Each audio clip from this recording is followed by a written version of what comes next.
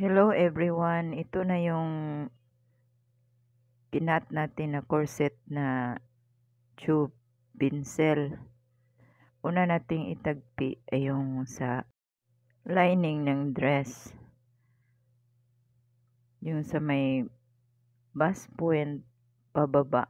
Yun ang idugtong natin yung kanyang allowance is 1/2 inch. Doon natin ilalagay yung bone stick sa ilalim. Kaya 1/2 inch yung allowance natin.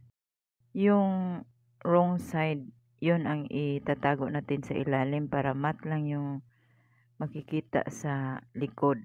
Yung 1/2 inch na tinahi natin, i-flat natin. Magtahi tayo ng mga 1/4 para sa pasukan ng bone stick. Ganon din sa kabila.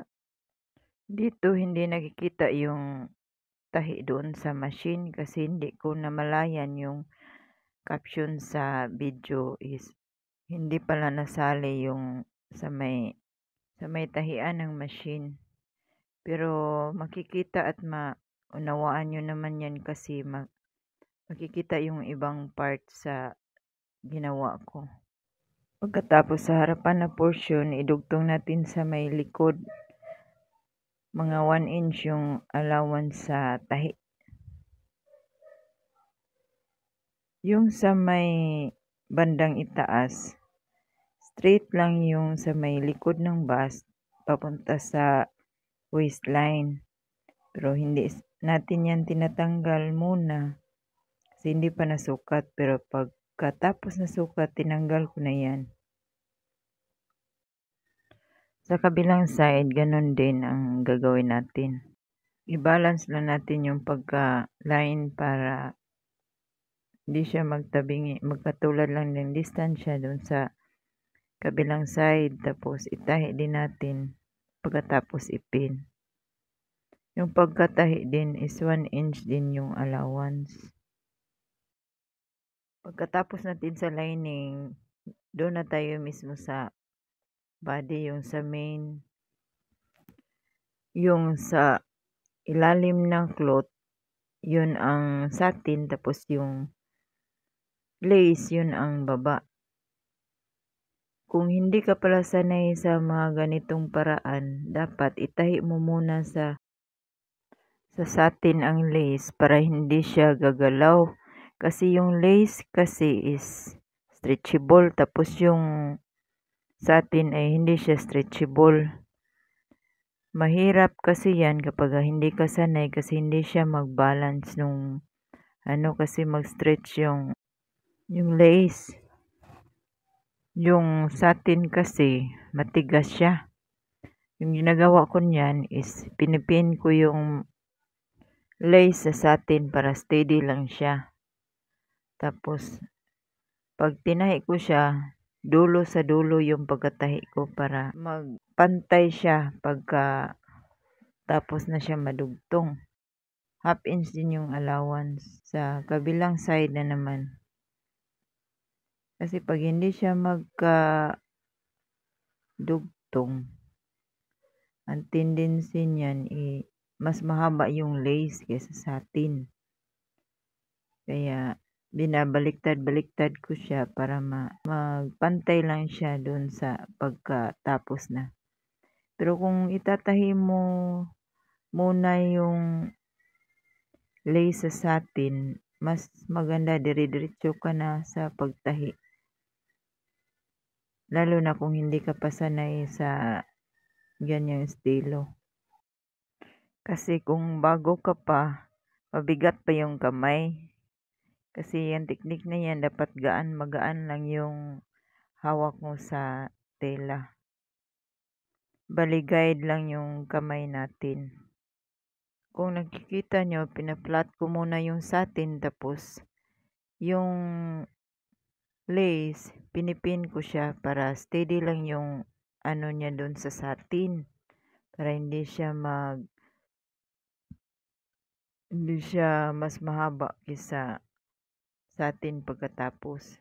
Tulad din sa lining, yung sa may likod banda, Straight lang din siya hanggang sa may baywang.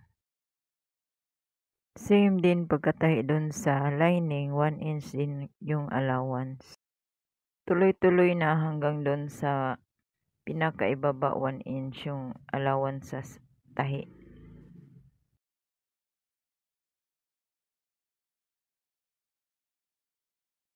Sa kabilang side, ganun din siya. 1 inch din allowance, tapos dun sa may pinakataas, diretso lang din siya. Tapos hindi pa rin natin siya tanggalin para magpantay lang. Sa pagtahi, kailangan mo rin ano yung lace kung talagang naka-align din siya. Baka hindi siya masali sa tahi. Pero kung ipin mo siya bago mo ilapat yung isang satin sa kabilang part, siguradong ano lang yung lace. Naka-steady lang. Yan, pagkatapos, check natin kung talagang nasali ba sa tahi yung lace. Baka yung lace, kunting ano lang ang natahi. Pagkatapos, tahi na rin natin yung mga darts. Yung sa likod banda, 2 darts yun sa likod.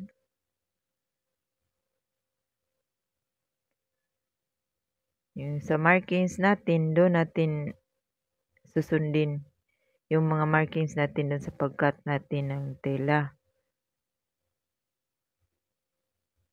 Kaya dapat yung mga markings, bago natin itahi, i-transfer muna natin yung mga markings para sa pagtahi natin, dire-diretso na tayo. Yung allowance na pang dart na 1 inch, gawin natin 1/4 kasi dalawa yung bone stick na ilalagay natin. Para hindi tayo mag-short sa allowance. 1/4 lang sa bawat tahi na dart. Sakto lang sa bone stick.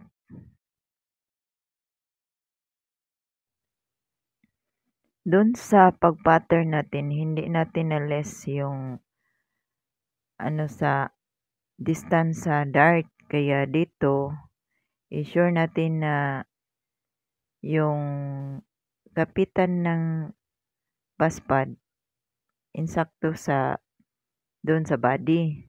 Kaya una sukatin natin yung baspad, pagkatapos sukatin din natin yung luwang na lalagyan natin ng baspad. Ganyan lang siya pagkakuha. Kung ano yung sukat sa baspad, doon ka magsukat sa distance ng baspad, tapos may allowance siya na 1/2 inch para sa kakapitan ng baspad. Tapos tanggalin na natin yung sobra. Pagkatapos natin may ayos yung sukat, i-tie na natin yung baspad. Tapos note, kailangan may allowance yun para sa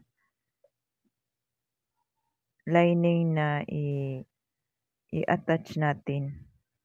Doon sa bawat dulo, dapat may natira pa yung 1/4 inches or 1/2 para sa attachment ng lining. Isali mo rin yun sa sukat. Yung sa kabilang side, ganun din ang pagka-attach natin doon sa baspad.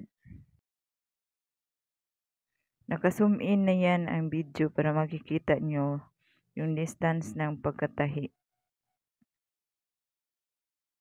Yan dapat yung distance na matira sa bawat dulo. Yung sa may bandang likod, pareho lang din yung suksukan ng bone stick.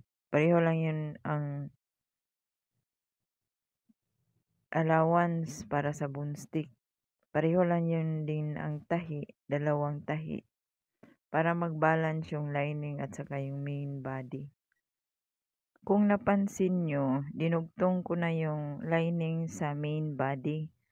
Tapos yung sa kabilang side, hindi ko pa nilagyan ng allowance para sa tahi, para sa bone stick. Diyan, dinugtong ko muna siya, yung isang side. Kasi sa paraang yan, pwede mo yang gawin. Kung mamaya mo na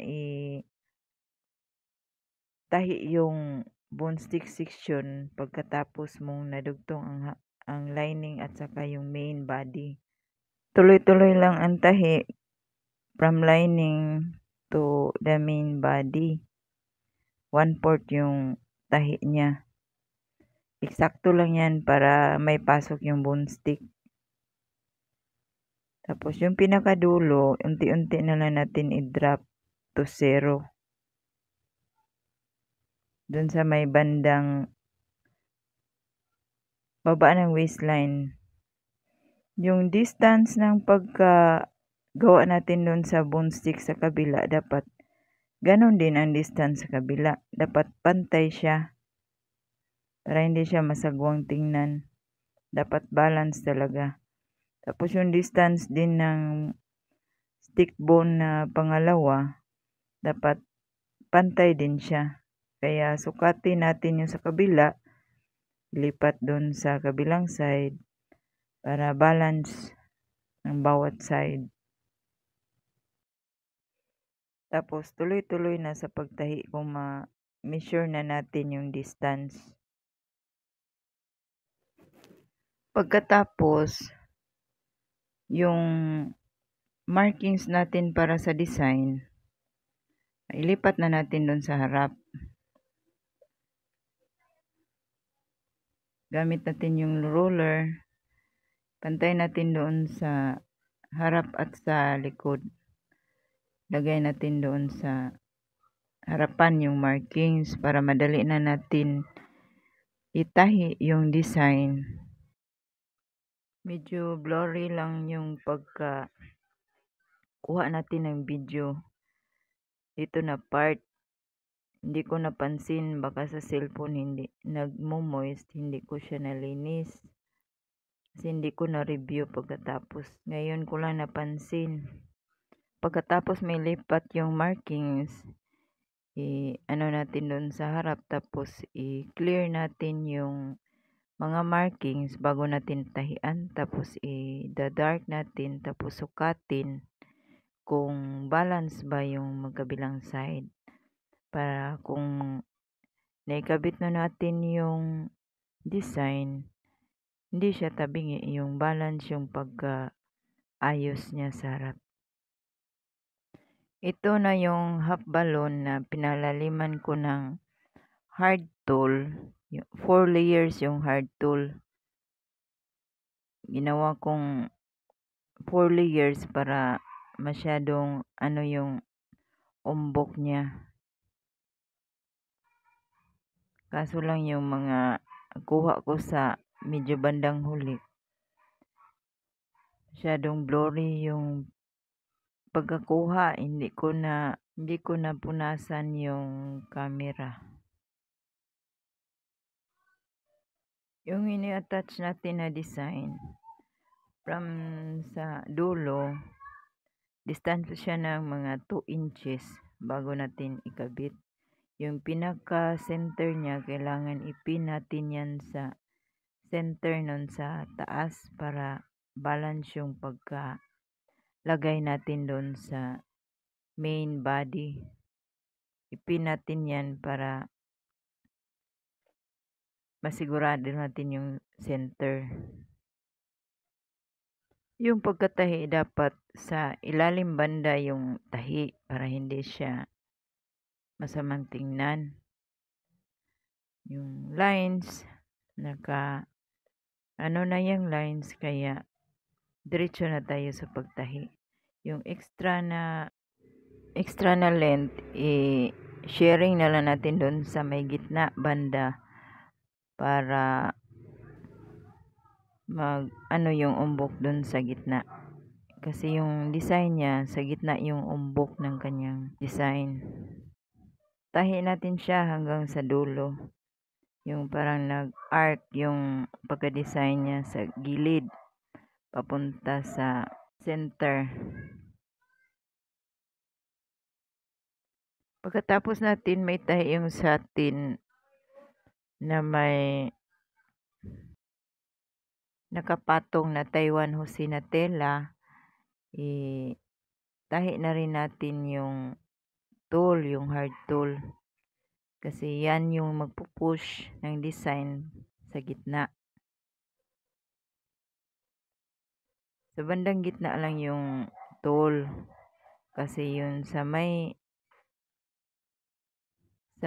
bandang dulo, maglalaylay lang yan siya, yung design. Yung umbok niya sa gitna kasi. Yung boning natin sa may center at sa may side ng bust pad, last na natin yan itahi kapag na ano na siya lahat, kasi yung boning natin idaan natin siya sa pagdugtong ng lining at saka yung main body, i-attach natin siya. Doon tayo gagawa ng pasukan ng stick bone. Kaya huli na natin siyang pag ma-sure na natin yung lahat yung sukat. Kasi mahirap na siyang tanggalan ng extra na cloth sa ilalim kapag na i-join na natin yung main body saka yung lining. Yung mga boning na yan ang sinasabi ko na huli na natin ilagay. At ang portion na to sa ilalim, doon na natin lagyan ng tool, hard tool. Dagdag kaalaman, paki-heart and comment at saka paki-share na rin ng video para marami ang matututo. Thanks for watching. God bless.